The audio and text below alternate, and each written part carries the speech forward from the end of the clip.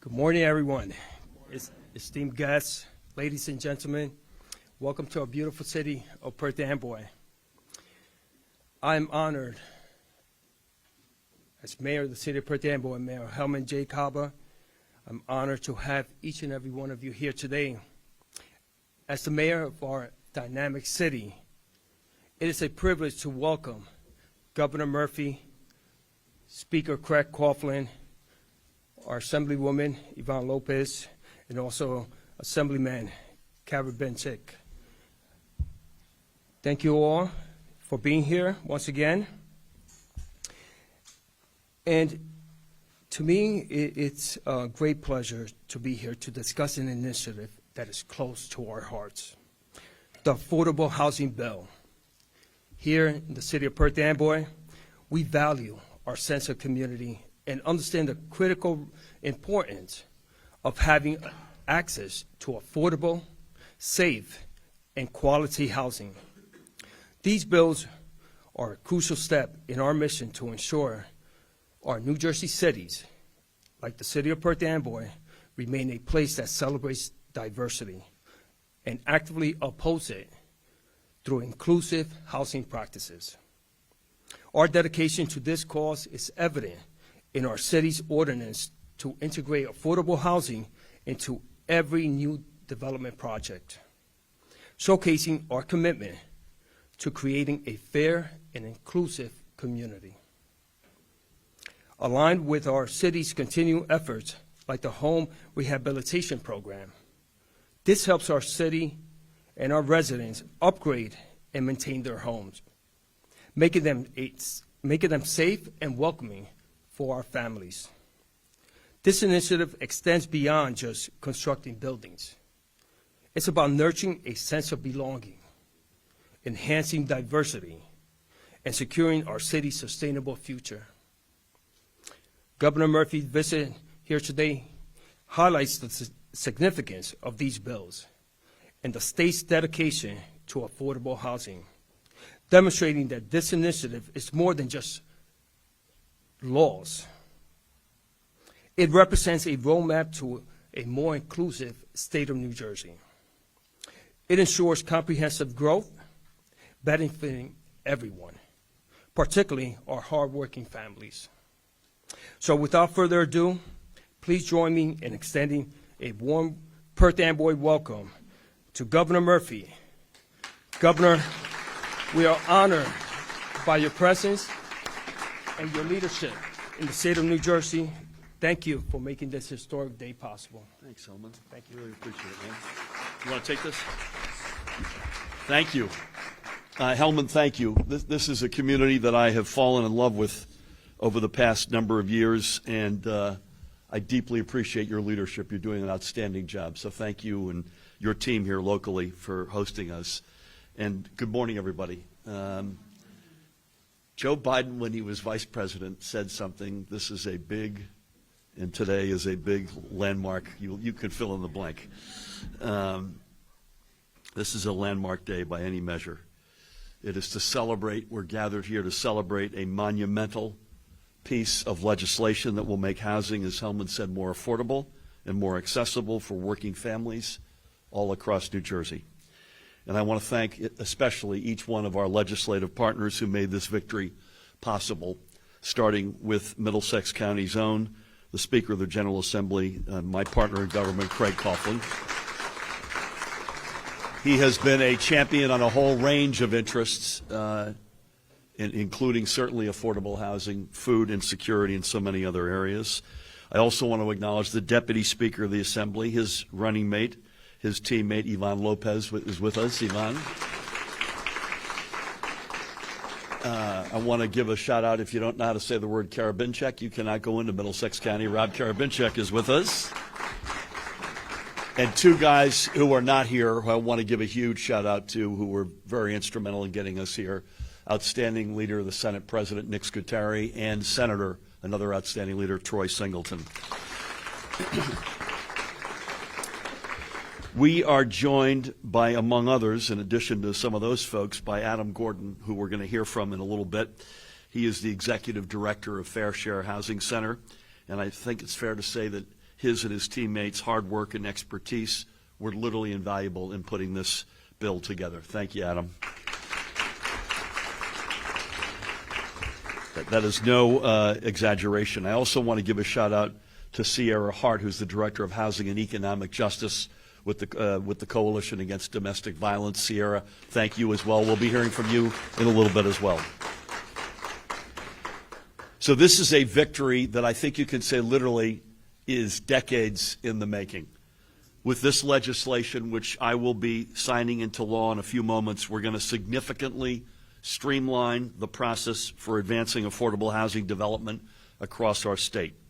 Because ensuring that every family has a safe, dignified place to call home, where parents can safely raise their children, and where senior citizens can live out their golden years, those are cornerstones of the American dream. And affordable housing has been a central public policy challenge in New Jersey for nearly a half a century. Adam, I believe this is right, 49 years ago this week, in a case brought by two local branches of the NAACP. Hello, NAACP members. Former national board member up here. I love that organization. This is again 49 years ago. The New Jersey Supreme Court held in a landmark ruling that every municipality must, and I quote them, make realistically possible an appropriate variety and choice of housing. The court went on to say that the towns cannot stand in the way of opportunities for low and moderate income housing. The principle became known, as we all know, as the Mount Laurel Doctrine. And to this day, it is studied by law students and lawyers all across our nation. For decades, all three branches of government have wrestled with how to apply the principles of Mount Laurel in practice. At times, our state legislature has tried to address the issue. At other times, the process for determining affordable housing obligations was left to an executive branch agency. But more recently, over plus or minus the past 10 years, this process is played out in the courts through litigation. And I've long said, even as far back as a candidate, that the issue of affordable housing should not just be left to the courts. Since day one of our administration, largely due to the great efforts of our late Lieutenant Governor Sheila Y. Oliver, and I want to acknowledge Terry Tucker, who's with us today. Terry, bless you. We have worked with the legislature to provide significant support from the state level. For instance, we've invested more than $500 million to expand affordable housing and protected the Affordable Housing Trust Fund. And our efforts collectively, I think the Speaker and his colleagues would agree, are paying off. To offer one example, in 2023, this is extraordinary, for the first time ever, New Jersey permitted more new housing units than New York State. And they have 10 million more residents than we have. But, and this is the big but, despite this progress, we still have a lot more work to do. Because, among other things, New Jersey's popular. And our population is growing at a rate that continues to outpace our supply of affordable housing. In fact, some estimate that our state is facing a shortage of more than 200,000 affordable housing units. In other words, we need to keep building, we need to do it equitably, and we need to do it fast. So as we look to how we determine our affordable housing obligations over the next 10 years and beyond, we can't be satisfied with the status quo. Over the past few months, my administration has worked closely with our legislative partners to craft a new process where all three branches of government are involved. And with the main bill that I'm signing in a few moments, we're going to establish clear rules for how municipal affordable housing obligations should be calculated. It incorporates the standards that courts have used that have proved valuable in practice and workable in practice. And this legislation will give municipalities bonus credits as well for constructing affordable housing where it is needed. This is a little, I feel like I had a couple of, after a couple of Budweisers there, we'll give municipalities bonus credits as well for constructing affordable housing where it is needed most, like near transit hubs, which is a huge obsession of ours, or for providing housing for vulnerable populations, as an example, our senior citizens. Under the rules of this legislation, we will bring greater efficiency to the process by having the Department of Community Affairs run the numbers. Towns will then have the freedom to come up with plans to meet those numbers. And if there's a dispute, it will be handled through a mediation program run by the courts. This process ensures that each branch of government is doing what it does best, and it means that the affordable housing obligations of towns up and down our state will be determined much more quickly than in decades past. In short, this legislation will enable us to build new, affordable housing where it is needed with far fewer hurdles. And creating more affordable housing will also help close the racial wealth gap and help more families escape generational poverty. And today, back at the office, I'm also signing 5 other bills, most of which are focused on lowering construction costs for affordable housing, from their tax treatment all the way to insurance. This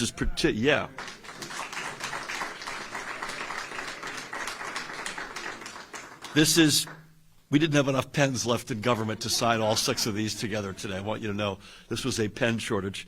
But seriously, all of that was particularly important given lingering inflation as well as supply chain challenges that we continue to face.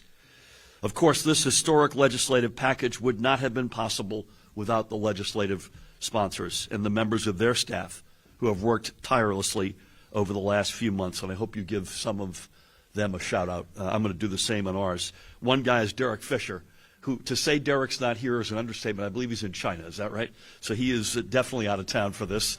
But he has left our council's office last month and did an extraordinary job to help get this over the goal line. I also want to give major credit to our chief counsel, Paramel Garg, who worked very hard day and night on this. Paramel slipped me a 20 to mention his name. I want to also thank Acting Commissioner of the Department of Community Affairs, Jacqueline Suarez, who's with us. Deputy Commissioner, first time I've been able to say that, Kate McDonald, another veteran of our front office. The Executive Director of the Housing and Mortgage Finance Agency, Melanie Walter. Melanie, congratulations. And each one of them, I'm not just saying their names to be nice to them, each one of them will play a crucial role in ensuring that this new process gets off the ground smoothly. Let me also thank quickly, again, Adam and his colleagues at Fair Share Housing Center. We'll hear from him. I mentioned Sierra. We will hear from her representing the Coalition to End Domestic Violence. But I also want to give a shout out to the Urban Mayors Association, the NAACP, the Latino Action Network, Frank, love you, the Housing and Community Development Network, the Habitat for Humanity, the Coalition to End Domestic Violence, I already mentioned, and many other organizations. By the way, at the end of this process, organizations that had historically been arrayed against each other came together in overwhelming unity. And that's something I think we should all be happy about and proud of. Let us be clear. This is a landmark piece of legislation, and it is a major victory for the working families of New Jersey, because nobody in our great state should ever have to worry about finding a safe, comfortable place to call home. And thanks to the progress we're making together, we are putting the dream of home ownership and affordable housing back into reach for millions of New Jerseyans. So thank you all. Again, please help me welcome a great leader, a great partner in government, the Speaker of the General Assembly, Middlesex County's own, Craig Coughlin.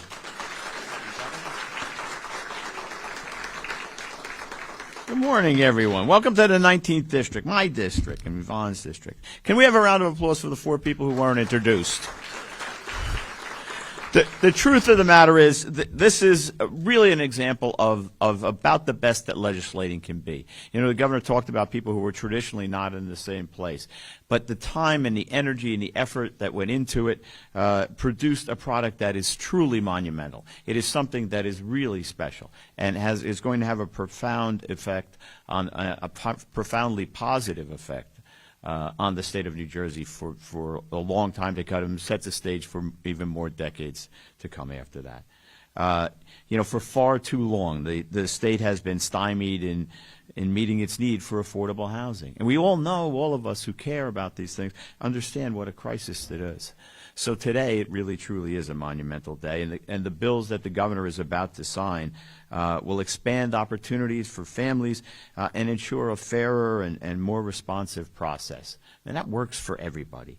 It will provide more support for communities and for municipalities around the state after decades of litigation and frustration. And that we'll try to bring that to an end. The legislation is a product of an enormous amount of hard work, and the governor alluded to that, and he's so correct. Let me first start by thanking my running mate and friend, Yvonne Lopez, the chairwoman of the Housing Committee. You couldn't ask for a better, more talented legislator, and you couldn't ask for a better and more talented running mate. I'm very fortunate to get to serve each and every day with Yvonne. So congratulations. This is truly a testament to you and to the work that you put into this over the course of what was more than a year. I think it was longer than a year. So thanks to that. Thanks to Senator Singleton as well, as couldn't be with us, but I know is here in spirit for his championing this affordable housing measure and being instrumental in bringing together everybody to get this thing done. I do want to especially thank the staff, and the governor thanked his, and I know Yvonne has nothing but praise for their staff, but I can't let it go without being mentioned. Somebody we get to work with all day, he's Yvonne's chief of staff, Juan Carlos Nardiello, is here. And everybody who met him knows. Somebody who's just getting rave reviews is Sam Alloy, who's here with us from our AMO staff. And, of course, nothing happens without the leadership of Seth Hahn, the AMO executive director. But, you know, the success has a lot of fathers, and that is true in this case as well. Assemblyman Karabinchik and Speaker Pro Tem Wemberly made valuable contributions to ensure that the builders and towns had the tools that they needed to make sure that there was equitable and sustainable contributions to everybody. You know, throughout the process, we met and consulted with mayors, developers, experts, advocates, and all sides of the issue. And that's what I mean when I say this is an example of about the best you can do at legislating. When everybody gets involved and everybody who cares, wants to make a difference, comes together on something, then you know you really achieved something. I do want to especially thank, she's not here, I didn't see her, but Mayor and Chairwoman, one of the leaders of the League of Municipalities, Janice Mironoff, who was hugely instrumental in making sure that we understood how important this was to communities, because it is a really big deal. Unless we can get people to invest in it, it doesn't have the opportunity for success that it deserves. We welcomed the input from everybody, and as you can imagine, this being New Jersey, it was often spirited. Sometimes we can't repeat some of the things that went on. We used the adjective that President Biden used in many instances, not always in the same context. But I also had the pleasure and the opportunity to go around the state and to meet people who have been able to find affordable housing after years of searching. I think mostly of a woman in Highland Park, Jessica Estevez, and her son Ben. We had a chance to sit down with them, and they searched and they struggled and they bounced around, and then they finally had a place that they could call their own. And the remarkable special feeling that goes along with that, the tremendous pride that they feel as a family, it was really palpable as they sat there in their living room. It was a beautiful home, and Ben got to go off to school and know he was always going to had a chance to stay in that school, not for just this year or this semester, but for years to come, and to graduate from there and to go on to live his best life. And I'm going to tell you, Jessica was tremendous. She was homeless and managed to get a master's degree. I don't know how you did that. I barely got a law degree, and I had nothing else to do. But the look on their faces and knowing that, how proud they were of that is remarkable. I had the chance to sit down with Sierra and her colleagues, the domestic violence survivors, and talk about how hard it was and the challenges that domestic violence victims faced moving from transitional housing and ultimately to permanent housing. And all of those things are going to be made better by this piece of legislation. We listened to their stories from the people on the front line, and one thing was eminently clear, that it was so crystal clear, that we need to ensure that there are more and expanded opportunities. And today we turn the page towards achieving just that. Instead of another decade of court cases, delays, fighting, people being at odds with each other, we're on the verge of easing that burden and moving forward. New Jersey is a great place and a great state. In order to be a great state, you have to do some things. And I think they're closer to a moral obligation than to a governmental function. I think you have to first and foremost feed people. I think you have to make sure that they have a place to live. I think you have to make sure that they have medical care. And I think you have to make sure they have the opportunity to succeed. And I see that largely in the face of public education. We have the best public education system in the country. We are a great place to find a job in an innovative industry. We are the best place in survey after survey after survey of the best place to raise a family. And now we even move forward even further. Now we make the goal of having a permanent home, a full-time for families, a real opportunity. And that's good for everybody, not just for the people who are going to live in those houses, but for the communities that they're going to be in, for the contributions they're going to make to those communities, and for all of us. This isn't just something special for people who are in affordable houses. This is special for every person in the state of New Jersey, because we're all better off when we're all getting to succeed. And so thank you to everybody who will make that possible. Thank you for everybody who's being here. It's a privilege to be with you today. It's a really good day to celebrate. Thank you very much.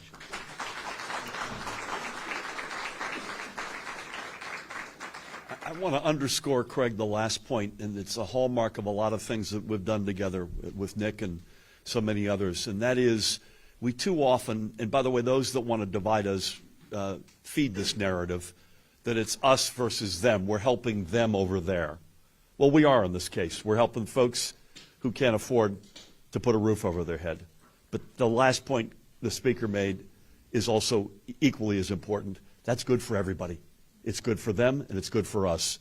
So enough of this division. We're all in this thing together, and I think no state speaks to that more so than New Jersey. And thank you for your leadership, Speaker. With that, your partner in the 19th, the one, the only, Assemblywoman, Chairwoman Yvonne Lopez.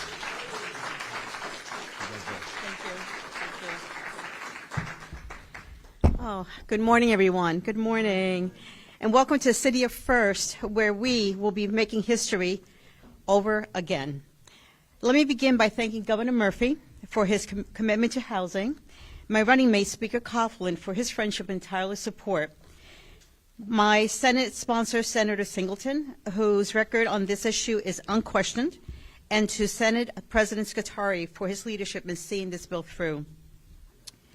I would also like to thank the many advocates and municipal leaders who spent years opinioning on these legislation and working to make it better. I would also be remiss if I did not specifically thank the incredible team at the Assembly Majority Office, our Executive Director, Seth Hahn, Director of Legislative Development and Housing Committee, A. Sam Malloy. It's Sam.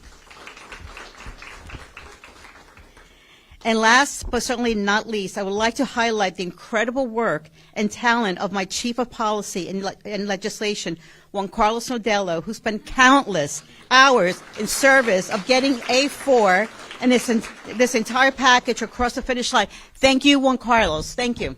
Thank you. Today's a great day in New Jersey, and with the signing of this bill package, we are affirming our commitment that access to safe and affordable housing is a basic right. After all, a house is much more than four walls and a roof. It is a place where memories are made, an asset that creates generational wealth, and a structure upon which a great quality of life can be built. While we can point to the deficit of affordable units in quantifying the need for affordable housing, I think it is important to know that when we talk about affordable housing, we are talking about people. Hardworking families who, thanks to today's bill signing, will have the opportunity to make memories in their own home. Although no bill is perfect, I am proud to say that A4 is a product of active dialogue and discussion with advocates, municipal leaders, both of whom work together to create a process that I believe will make a difference for generations to come. Ahead of the fourth round, we will now have a clear formula, guidelines, system in place that will ensure municipalities meet their fair share and will ultimately result in the construction of affordable units we need. A cogent process provides our municipalities with certainty and protection from the protracted and costly legal battles of prior rounds, and provides advocates with a realistic blueprint in making housing more affordable in New Jersey. Realizing that a good process is accompanied by great policy, the other bills in the housing package will aim to address the obstacles in the construction of affordable housing to ensure the increased housing stock we are envisioning becomes a reality. Candidly, today's signing has been a long journey for everyone involved. However, for the next decade and the decades after, we will be ensuring that more New Jerseyans can move into, stay, and thrive in the communities that they love.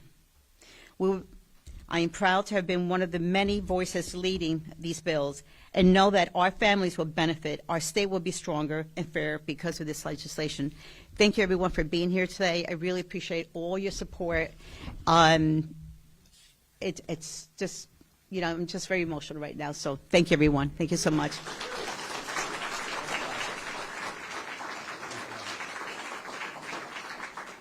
I mentioned, Yvonne, thank you for your leadership. This doesn't get done without you.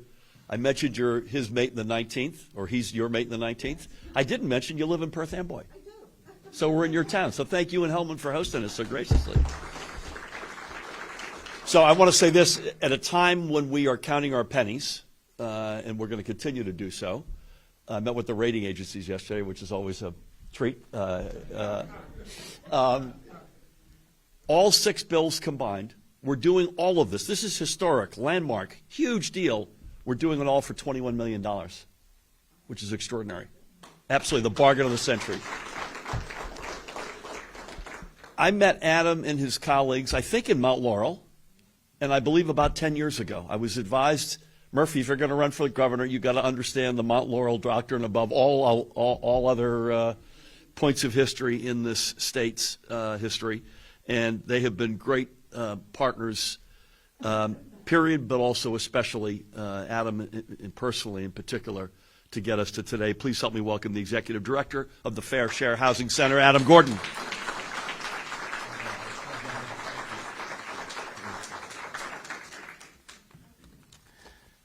Thank you, Governor, Speaker, Chairwoman Lopez, and thank you, Mayor, for welcoming us to this great city, and particularly for your leadership on inclusionary zoning and everything else you've been doing to make housing more affordable in Perth Amboy. The Mount Laurel Doctrine is about dignity for so many who are too often deemed invisible in America. It's about dignity for the descendants of those who came here enslaved on boats that arrived at the ferry slip just a few blocks from where we stand today. It's about dignity for the people who came here from Puerto Rico or Mexico to this city to find a better life. It's about dignity for survivors of domestic violence. And it's about dignity for the people who every day go on vans from temp agencies to go to warehouses 45 minutes away from here because there's no other options to live closer. And that Mount Laurel Doctrine says the person who works in that warehouse should have the same opportunity to go to the same schools and play in the same Little League as the kids and the mayor of the town. The Mount Laurel Doctrine is the dream of black women, like Ethel Lawrence and Catherine Still. They and the NAACP fought to stop the township of Mount Laurel from displacing their community after their ancestors had fled there on the Underground Railroad.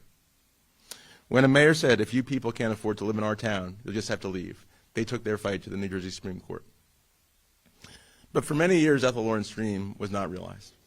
The laws created to implement Mount Laurel were too often stymied by endless bureaucracy and litigation.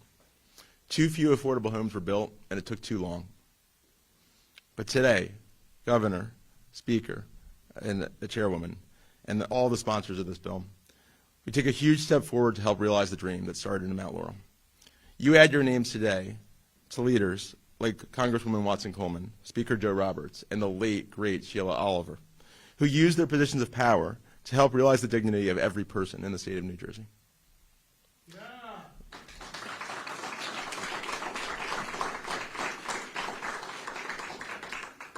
Governor, the list of real change from your leadership on housing is long and significant. Fair Chance and Housing Act, First Generation Home Ownership, the Affordable Housing Production Fund, and now this bill. We thank you for your leadership on the model, and I think this bill is the best bill in the country, and it's a model for other states to follow our state. Thank you.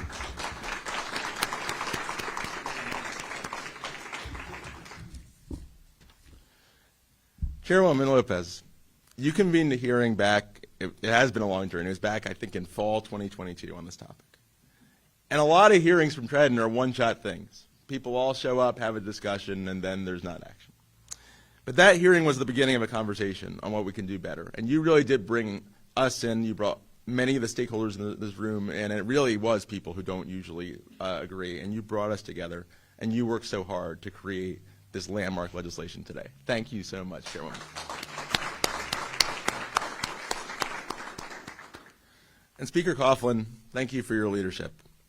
You brought the central insight that the bureaucracy and litigation not only hurt families, that you care so much about and that you've led on issues like food insecurity. It also hurt the towns that were willing to do the right thing.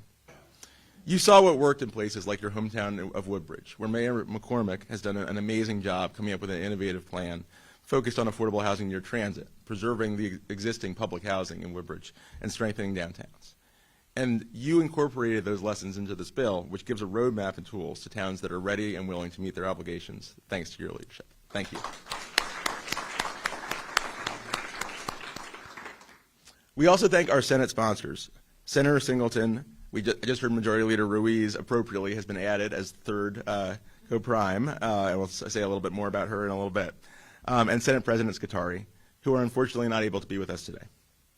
Senator Singleton in particular has led on every major housing policy initiative in the legislature, dating back to when he was a staffer. I don't know how many of you know this. He was a staffer for Speaker Roberts, and he helped write the legendary bill A500, which eliminated regional contribution agreements, the last major reform to the Fair Housing Act back in 2008.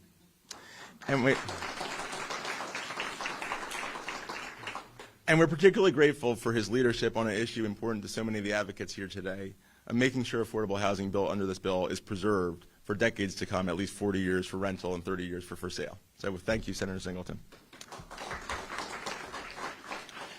And I want to thank so many of the people. We've heard a lot about everybody who worked on this bill in the executive branch and the legislative branch.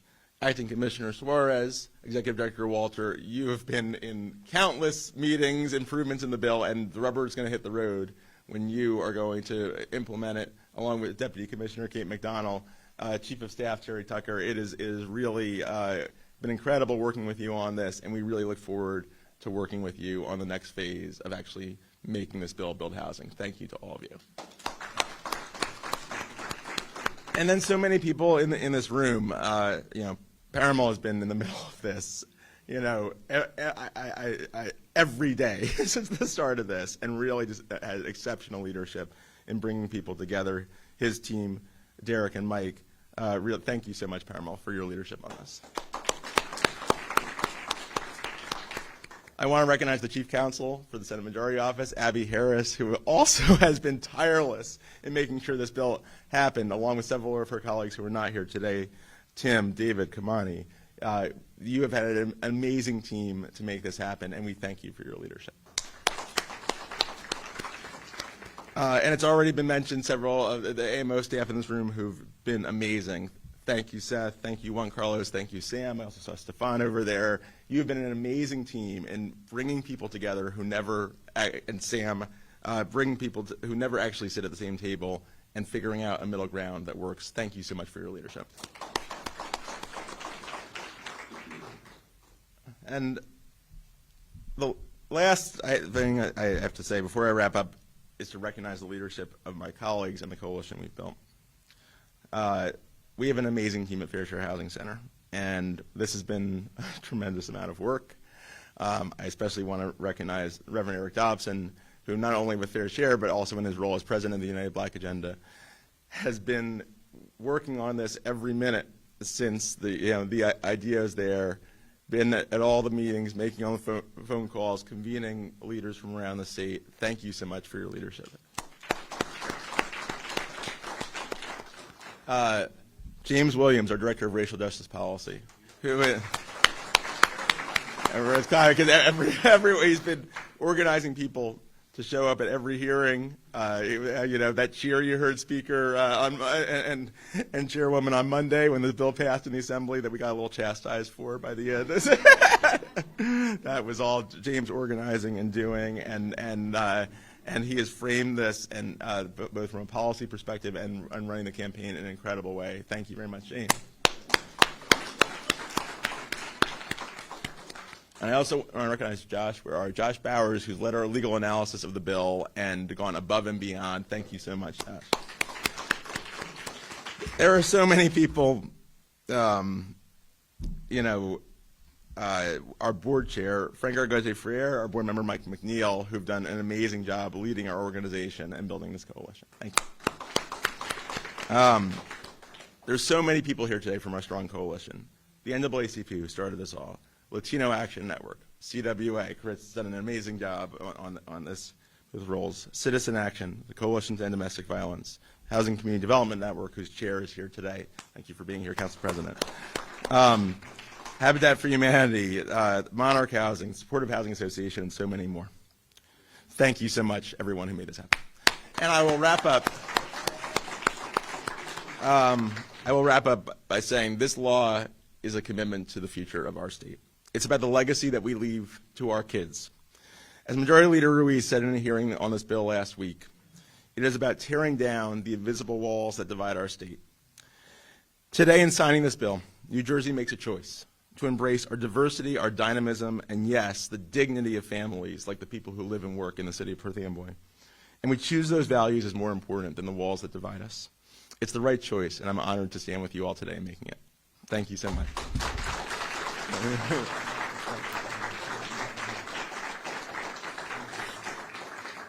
Adam, that was awesome, and thank you for your leadership, dogged leadership.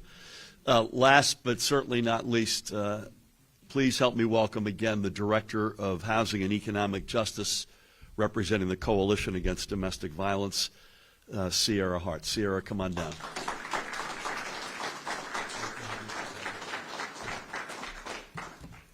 I keep saying I don't like public speaking, and then I open my mouth. First, I want to start by saying thank you, Governor, for your support always with survivors and our initiative to end domestic violence for all. Thank you so much, Senator Singleton, who's not here. Assemblywoman Lopez, you're always a champion for survivors. Thank you, Speaker Coughlin, for visiting us and for your support in supporting survivors. Thank you for welcoming us to your town. I'm short, but I'm not that short. And thank you, Senator Scutari and Senator Ruiz. Thank you all for your leadership in moving this bill forward. We also want to say thank you to Fair Share Housing, James Williams, thank you, Adam, thank you and your team for the amazing, incredible work that you've done in moving this legislation forward. My name is Sierra Hart. I am a survivor of domestic violence. I'm also the Director of Housing and Economic Justice at the New Jersey Coalition to End Domestic Violence. Fighting for housing justice for all is my passion. Having the opportunity to advocate for legislation A4, S50 alongside so many advocates across the state has brought upon many emotions for me personally, because I've experienced homelessness and housing insecurity after I left the person causing me harm. Housing is a human right. Housing is safety for many survivors. For people experiencing domestic violence and many New Jerseyans, housing can be the difference of someone sleeping out on the streets, or it can even be a matter of life or death. Everyone deserves an affordable place to live and call home. The legislation is a monumental step in ensuring New Jerseyans have access to affordable housing. New Jersey will have one of the strongest affordable housing frameworks in the U.S., and that is something we should all be proud of.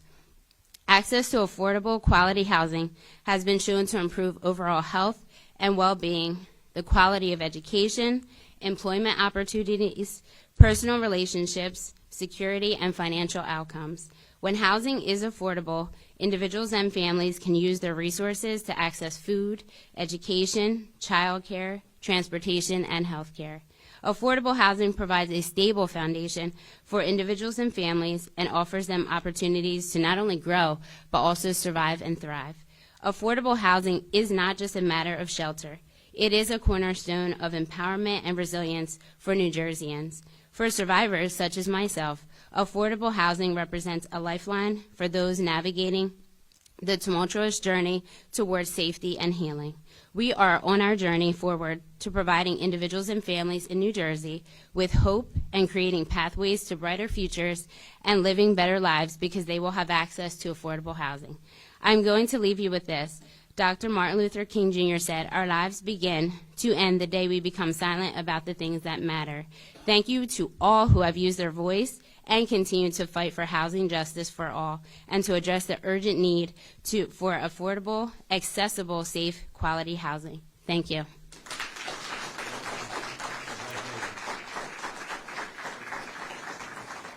Sierra, thank you so much for your words, for your personal life mission, and for your support for this huge landmark bill.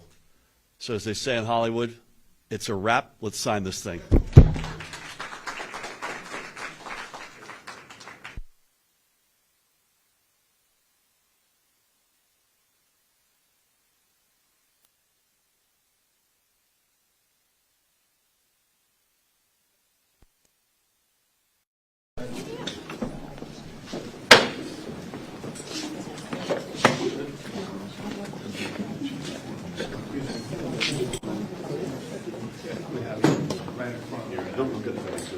I'll walk it to you.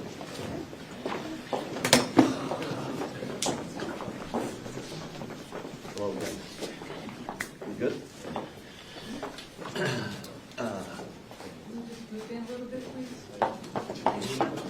Is that to me?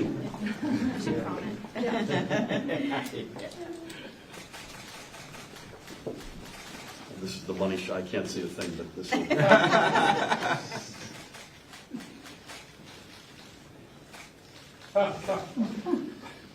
Frank, I hear you. And now, Frank, now I can see you. Okay, so this is Assembly Bill number 4, sponsored by Yvonne Lopez, Speaker Craig Coughlin, Benji Wimberly, Verlina Reynolds Jackson in the Assembly, Troy Singleton, Senate President Nick Scuteri, and Senate Majority Leader Teresa Ruiz in the Senate. And the synopsis is it reforms municipal responsibilities concerning provision of affordable housing, abolishes COA, and appropriates $16 million. I mentioned $21 million. One of the other remaining 5 bills has a $5 million appropriation. Again, I think it's the steal of the century, given what we're going to do today. So with that, hold on a second. I get a few in there. Can you just get a little tighter, please? Is that me? No.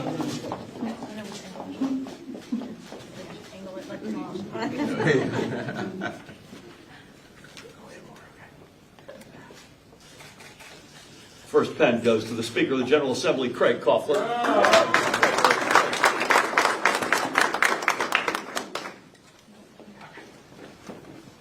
Chairwoman, Perth Amboy Zone, Assemblywoman Yvonne Lopez.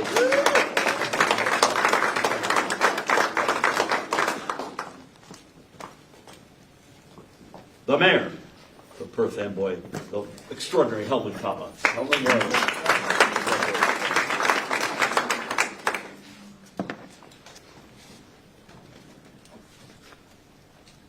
The Executive Director of the Fair Share Housing Center, Adam Gordon.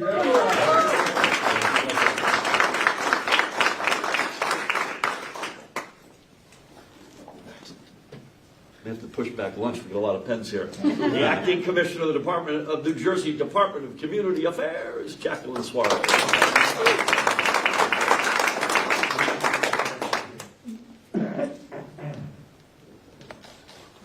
The Executive Director of the Housing and Mortgage Finance Agency, Melanie Walter.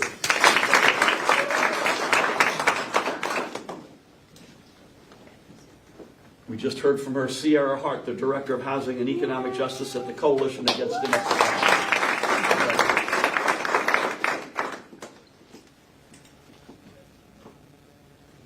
In absentia, who's mentioned several times, we don't get here today without the leadership of Senator Troy Singleton. We make sure Troy gets that.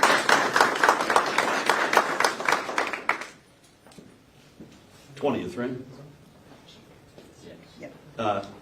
My chief counsel, who worked tirelessly on this bill, Paramel Guard. Paramel?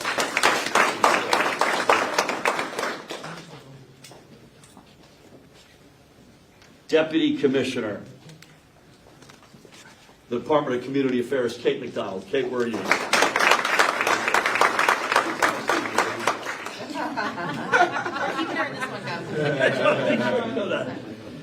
He's in China, but I want to give one to Derek Fisher. Will you make sure Derek gets that? I need, what have I said? 3 more. All right, 3 more.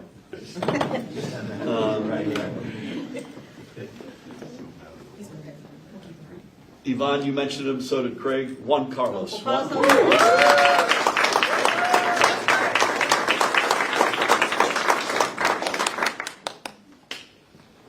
Craig and Yvonne also mentioned him, Samuel.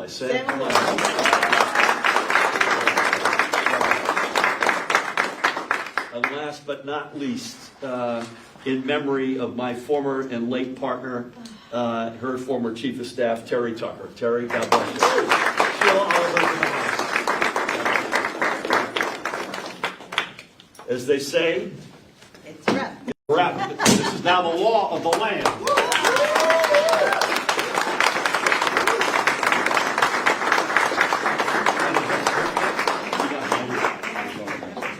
Craig, come on in. Frank.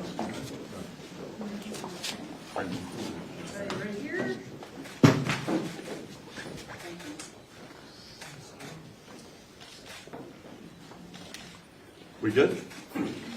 Don't lose us.